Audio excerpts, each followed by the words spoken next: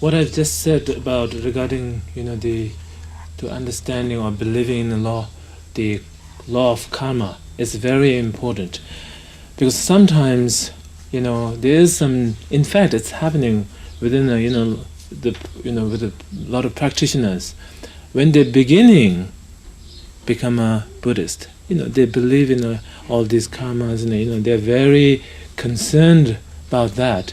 Then after some time, they're involved with some different practice, and and so then after some time they forget these karmic, and then they feel more important what they do practice rather than what they should, really affect, And then even if sometimes when you have face different situations and you are able to do anything, So this is very dangerous, because actually that's why the first teachings of Buddha he taught is Four Noble Truth, So that time he's explaining, So without, when we're talking about view, we are not necessarily talking about emptiness. This, there are many kinds of view, So right now, the view that I'm talking about is really, practical view, not talking about emptiness, like shunyata, This is after some time, you will understand. But right now, everybody facing problems, Everybody looking for something happiness. Everybody wants to, get rid of the sufferings. So this is a fact. So have to understand why you're suffering, and why everybody is looking forward to achieve happiness, But then sometimes they don't accomplish that. Why? So this is, reason is because of karma. So it's very important to understand, the belief in this. If you don't believe in a karma, and then you're doing different practice, like Yidam practice or bodhicitta practice or meditating on the shunyata, this is just show. It's not really the truth. Really, I'm just saying, because dharma have to affect to the mind, to tame yourself, to tame your mind. And then, if you cannot tame that, then every practice is become a show. And sometimes, and once you don't have that kind of right view, then practice can be just for fame, name, and then for temporary benefit, maybe for luck, to have a good business, that, and then it involves a lot of things, because you don't have a solid view, the foundation of what you're doing, why you're doing practice. So that's why I'm saying this is very important to believe, because even though you don't know, if you believe in the law of karma, and that is the essence of teaching. So because of that, it's all of you, all the practitioners, it's very important you to check yourself of besides, thinking how practice you're doing, but also you should check yourself that what is your really view of, or the purpose of practice. This is very important, because sometimes that when you hear all profoundness of the teachings and the practice of Mahayana and Vajrayana, that seems everything is very easy, everything can be very easily purified, When you hear this, and then you start losing about karma, and you don't feel so important. So it can be purified anytime, So this is wrong, really, because if you don't believe in that, it seems you're not believing in Buddha, frankly speaking. So it's very important everybody should live in, that is really the so-called moral conduct, and that is the base of every teaching. Why we have to develop bodhicitta? Because of that, So I wanted to tell you, I'm not telling you anybody you're not having that, but I'm just telling you general, generally this could happen. And then once you don't have that, then you start to have problems, you don't feel progress of your practice, and you don't, and also because of that, and then sometimes you lose courage to do the practice because you don't have a solid, the view. So this is very important, you to check, time to time, how you believe, and what is your attitude of, towards your practice, and this is very important. There's one thing I would like to make, regarding this understanding of outer Lama and inner Lamas, and then there's sometimes, there's some like this.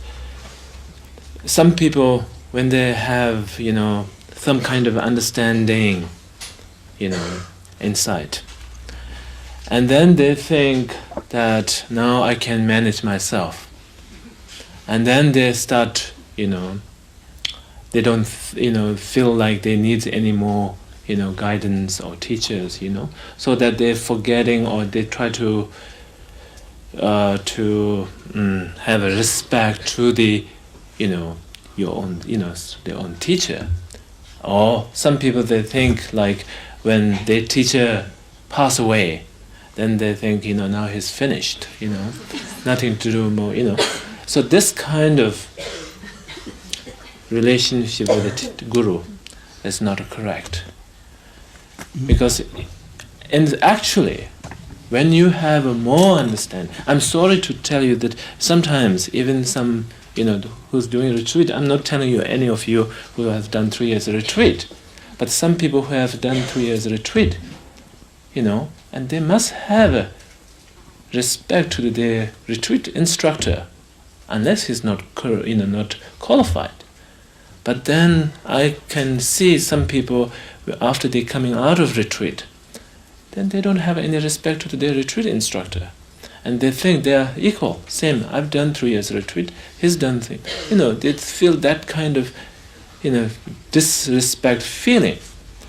And this is a very clear sign that he hasn't achieved any, understanding insight. As you have a more understanding inside, you should have more devotion. That's the natural, So that's why now when I said, outer inner teacher, I don't mean you have to distinguish, because through you can have an understanding of inner guru by blessing of your outer guru, which is living teacher and from the lineage.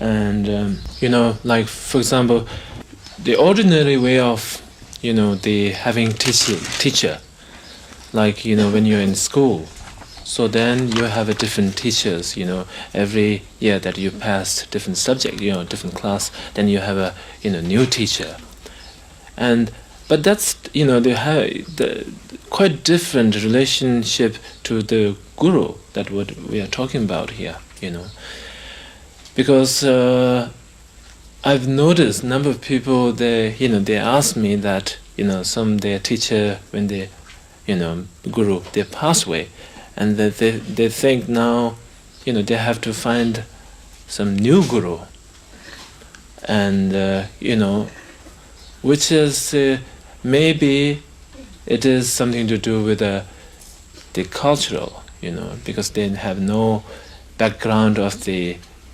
reincarnation of that kind of, so maybe something to do with that. But actually it's not, because your guru is guru for forever.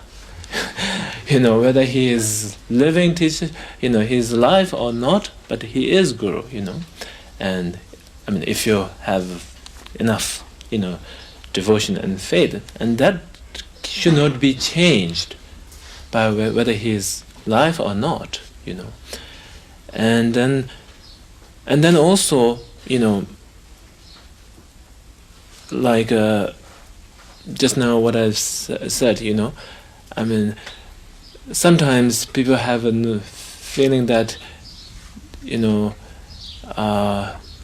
way of relating to teacher is sometimes it's like more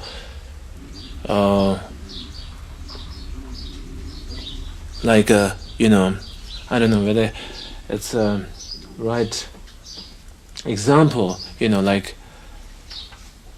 the fashion, that you try to change teacher to teacher, so that you hear new word and new teaching, and then you feel, that makes you more, gives you more inspiration. That, of course, it's very important to have received teachings from, different teachers. That is necessary. But then, Guru, having Guru is not, you cannot change like that, that you change different clothes, there's different fashion, you cannot change like that. And if you try to do that, that means that your devotion and faith is not really, strong or, tempo. Stable, And so this is very important, Just now, I've said, I'm quite disappointed to see nowadays, a lot of people are doing 3 years retreat center. And then, of course, they are very respect to the high lamas who sit on a high throne and wearing good robe, and who has a big name and, position.